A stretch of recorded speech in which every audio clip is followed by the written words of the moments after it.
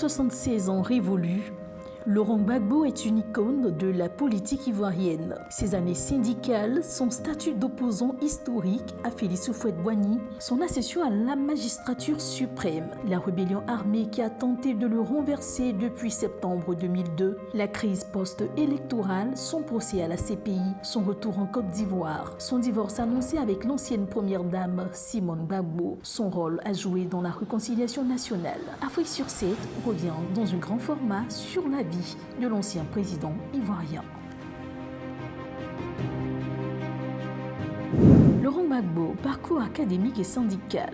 Né d'une famille modeste de l'Ouest ivoirien, rien ne prédisposait Laurent Gbagbo au destin qu'on lui connaît. Cependant, le petit garçon de l'école primaire, publique Plateau, puis d'Agoville, selon les affections de son père, Koudouzé Pépol, ancien combattant, sergent de l'armée française, agent de police décédé en 2005, finira par se frayer son propre chemin grâce à sa force de caractère et surtout à des concours de circonstances qui l'ont hissé au sommet du pouvoir.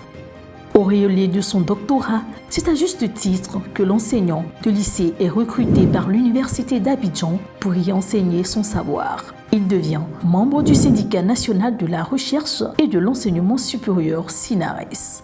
Mais à cause de son activisme syndical, Laurent Gbagbo sera emprisonné à Ségéda, au nord de la Côte d'Ivoire, puis à Bouaké, au centre de la Côte d'Ivoire, de mars 1971 à janvier 1973. Parti en exil en France en 1985, Laurent Gbagbo aura toutefois eu le temps de créer, dans la clandestinité, le Front populaire ivoirien, FPI, un parti affilié au Parti socialiste français. C'est bien à la tête de ce parti que Laurent Gbagbo entamera une farouche opposition au parti unique, le Parti démocratique de Côte d'Ivoire, PDCI, de feu Félix Houphouët-Boigny. À son retour en Côte d'Ivoire, le 13 septembre 1988, c'est à coup de marche, de meetings et autres frondes contre le pouvoir d'alors que Laurent Gbagbo obtiendra le multipartisme dès avril 1990. La rue sera par ailleurs l'autre arène dans laquelle Laurent Gbagbo s'illustrera également. La marche du 18 février 1992 sera cependant reprimée avec une grande fermeté. Sous la houlette du Premier ministre Alassane Ouattara, Laurent Gbagbo est arrêté et écroué à la maison d'arrêt et de correction d'Abidjan en vertu de la loi anti-casseurs. Houphouët-Boigny décédé, Henri Konou-Bédié lui succède par le mécanisme constitutionnel de la vacance de la présidence en décembre 1993 avant d'organiser le scrutin présidentiel d'octobre 1995. Le général Robert Guéhi s'empare alors du pouvoir et installe un comité national de salut public. Le candidat putschiste avait déclaré qu'il ne se porterait pas candidat. Il se ravise et devient le candidat du peuple. Candidat du peuple qui sera battu par le candidat du Front populaire ivoirien FPI, Laurent Gbagbo. Après avoir fait plier Robert Guéhi et les militaires, Laurent Gbagbo fera également face aux militants du Rassemblement des Républicains, SRDR, qui sont descendus dans la rue à l'appel de leurs dirigeants. Ces derniers annonçaient, alors que le pouvoir est dans la rue, bonjour, la première crise post-électorale de Côte d'Ivoire qui va s'en suivre. Un charnier sera découvert dans la foulée, dans la commune populaire de Yopougon.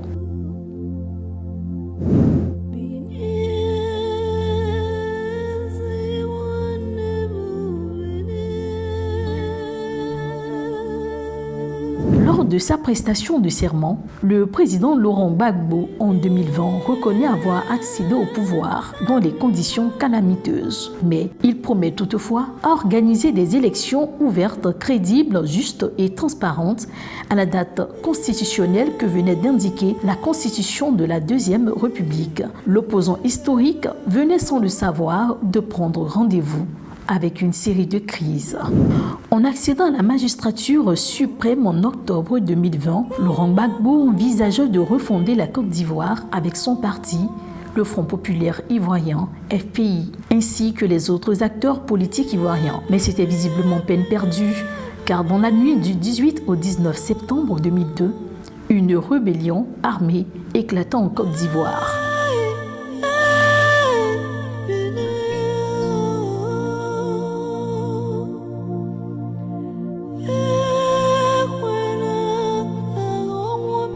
Guillaume Soro, ancien leader syndical et estudiantin, avait alors pris la tête des insurgés. Après avoir parcouru les capitales africaines et françaises et signé de nombreux accords, Lomé, Marcoussis, Accra et Pretoria, Laurent Gbagbo initia le dialogue direct avec, à la clé, l'accord politique de Ouagadougou qui a permis la nomination à la primature de l'ancien chef rebelle. Guillaume Soro conduira donc le processus électoral qui débouchera malheureusement sur la crise qui aura fait 3000 victimes selon le bilan officiel.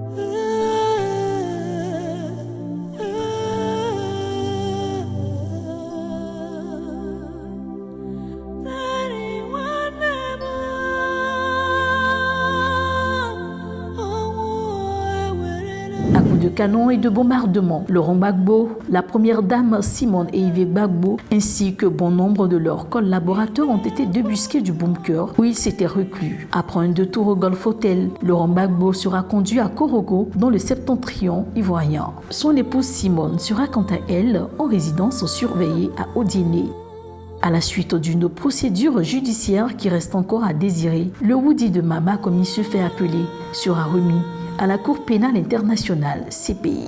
Entre-temps, Charles Blé Goudé, qui venait d'être interpellé au Ghana, rejoindra son mentor Laurent Gbagbo après une longue détention à la DST. Commence ainsi un procès conjoint de l'ancien président ivoirien et le ministre de la Jeunesse de son dernier gouvernement. La procureure gambienne Fatou Bensouda fera alors passer à la barre 82 témoins à charge. Le 15 janvier 2019, Darfouseur, le juge président de la Chambre de premières instances, annoncera l'acquittement des deux Ivoiriens au motif que l'accusation n'a pas fait la preuve de la culpabilité des accusés et que, par conséquent, la Chambre décidait de la libération immédiate de Laurent Gbagbo et Blé Goudé.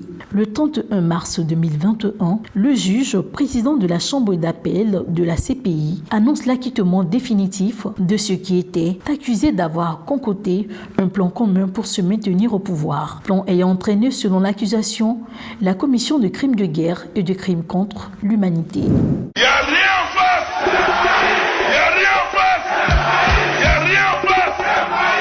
17 juin 2021, Laurent Gbagbo fait son retour au pays après une décennie derrière les barreaux, et c'est au bras de sa présumée seconde épouse, Nadiana Bamba, qu'il foulera la terre de ses ancêtres, la Côte d'Ivoire. Pavillon présidentiel évité, ambiance chaude à Abidjan, nul ne voulait se laisser compter l'événement.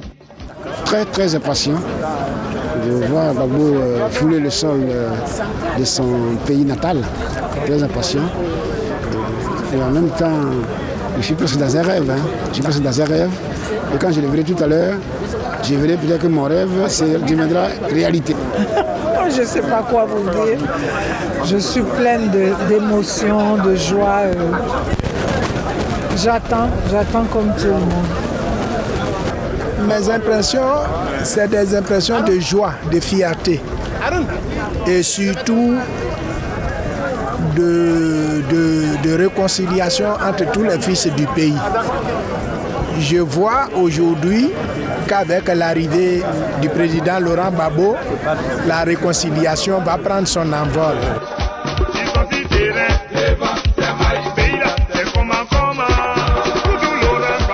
Merci, monsieur le ministre. Mais je voudrais savoir, le président Gbagbo, il revient certes dans son pays, il revient d'exil après 10 années passées là où on sait, mais quel est le rôle véritable qu'il vient jouer en Côte d'Ivoire? Bon, ça veut dire que vous parlez là à un ancien ministre de la Réconciliation nationale. Bien entendu. Pour ce qui concerne votre question, je pense que les Ivoiriens n'ont pas de questions à se poser. Pour ceux qui ont vécu l'histoire récente de la Côte d'Ivoire, ils n'ont pas besoin de se poser des questions.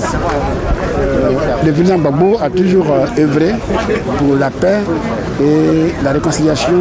Vous qui avez passé près de 10 ans en exil, Déjà, quel est votre sentiment quand vous rentrez au pays et quelle plus-value vous pouvez apporter à votre niveau avec votre parti, l'UNG, pour la réconciliation en Côte d'Ivoire? On est tous rentrés pour participer à la réconciliation.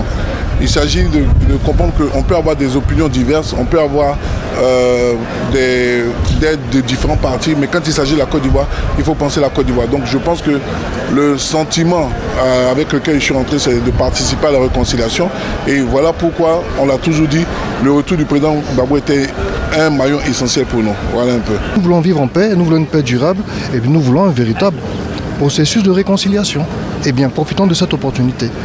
En tout cas, c'est mon point de vue. Oui, honorable député de Yopougon, le matin, nous avons sillonné votre commune et nous avons vu quelques échauffourées. Je voudrais déjà savoir quel est le mot d'ordre que vous avez passé à votre population que vous représentez à l'hémicycle pour pouvoir accueillir le président Laurent Gbagbo. Bon, disons que le mandat du député, il est impératif et national. Donc je ne représente pas que Yopougon, je suis député de la nation. Mais votre question est intéressante. Sachez que nous avons comme mot d'ordre le suivant. Le président Laurent Gbagbo, c'est le chaînon manquant de la réconciliation. On va l'accueillir avec beaucoup de joie au cœur, avec beaucoup de bonheur, avec un grand soulagement et une grande fierté. Le ciel ne tombera pas sur la tête des Ivoiriens. Et après cela, je pense que le temps des discussions viendront pour les autorités politiques de tracer des sillons nouveaux. Sauf qu'au salon d'honneur, Simone Gbagbo, qui est venu à l'aéroport en dépit de la mise en garde faite la veille par le ministre Léon Emmanuel Monnet, connaîtra une humiliante déconvenue. Que d'obstacles pour accéder à Laurent Gbagbo, son époux. Son homme. Son époux légitime avait alors à ses bras Nadiana Bomba, appelée communément Nadi Bomba, seconde épouse de Laurent Gbagbo. Après s'être frayée en chemin dans un véritable tohu-bohu, Simone Gbagbo s'entend dire par sa rivale « Laissez-la ». Elle salue et elle part. Une intergestion prémonitoire de la suite des événements qui vont suivre. Car après une rapide accolade avec le père de ses jumelles, Simone et Yves Gbagbo s'engouffrent dans son véhicule 4x4 de couleur blanche et quittent en trombe l'aéroport. Ce n'était visiblement pas la fin des surprises désagréables pour la native de Moscou. Simone quitterait également la vie de Gbagbo. C'est le moins que l'on puisse dire, car en lieu et place d'aménager à la Riviera Golf la maison du couple Gbagbo, Laurent Gbagbo préférera rejoindre Cocody à Toban, son ancien QG de campagne, qui est en réalité une résidence de sa compagne Nadi Bomba. Cette séparation de corps n'était en réalité qu'un signe annonciateur de ce qui allait suivre. Laurent Gbagbo sera à la cathédrale Saint-Paul du Plateau pour annoncer qu'il renonce désormais à la religion évangélique à laquelle Simone Gbagbo l'avait converti pour redevenir un catholique pratiquant. Et pour porter le coup de grâce, Laurent Gbagbo annonce une procédure de divorce avec Dame et Yves Simone Gbagbo par les soins de son avocat, Maître Claude. Cette annonce de sa demande de divorce a suscité de nombreuses réactions antinomiques sur le web, là où s'expriment en majorité les Ivoiriens, en dépit des nombreuses critiques formulées à son encontre ça et là. Le président Gbagbo reste droit dans ses bottes. Je suis debout parce que la cause en vaut la peine. La question n'est pas de savoir qui me déteste moi, Gbagbo, ou qui m'aime, a-t-il écrit sur une page réputée être son compte Facebook officiel. Pour l'instant, Laurent Gbagbo dit vouloir pleurer ses morts, dont sa mère Marguerite Gado et son compagnon Aboudraman Sangaré, avant d'annoncer ses prochaines batailles politiques. Je suis votre soldat, a-t-il d'ailleurs lancé à Dr Assoadou, secrétaire général du FPI, tendance Gbagbo ou rien, appelé Gore. Donnant un avant-goût de son prochain chantier politique, le fils de Koudouzé Pepol se confie à Paris Match. Je n'ai pas hérité d'une place politique depuis tout petit, j'ai dû me battre. Quand je parle du peuple, ce n'est pas une parole en l'air. Quelques jours après son arrivée, malgré la persistance des critiques pour sa demande de divorce, Laurent Gbagbo se lance effectivement sur la route de Mama, son village. Vraie occasion de démontrer sa force, car malgré les médisances, l'homme fort du FPI draine encore des foules. Son cortège a été arrêté dans chaque ville, parfois dans des villages, par de nombreux militants qui se réclament de lui. Ils veulent apercevoir leur champion pour lui confirmer leur soutien. C'est un des déplacements les plus populaires enregistrés en Côte d'Ivoire ces dernières années. De retour de Mama, Laurent Gbagbo rencontre Bédié puis Alassane Ouattara. Pour cet astre de la politique ivoirienne, l'heure est à la réconciliation. Lors de sa rencontre avec Alassane Ouattara, Laurent Gbagbo demande au président de libérer les prisonniers politiques. À la fête de l'indépendance, le chef de l'État libère quelques prisonniers, mais pas les militaires. Et pendant ce temps, Simone Gbagbo, de qui s'éloigne Laurent Gbagbo, fait une démonstration de force à Benoît lors du Simone Day. Elle rassemble des foules. Le lendemain, Laurent Gbagbo, à qui Afingé sans dispute la présidence du Front populaire ivoirien FPI, organise une cérémonie au cours de laquelle il annonce son intention de créer son parti politique, un nouveau parti politique. Il laisse le FPI, le Front populaire ivoirien, qui est désormais une coquille vide, à son ancien Premier ministre, Afi Nguesson. Laurent Gbagbo est bien de retour en Côte d'Ivoire. La politique aussi.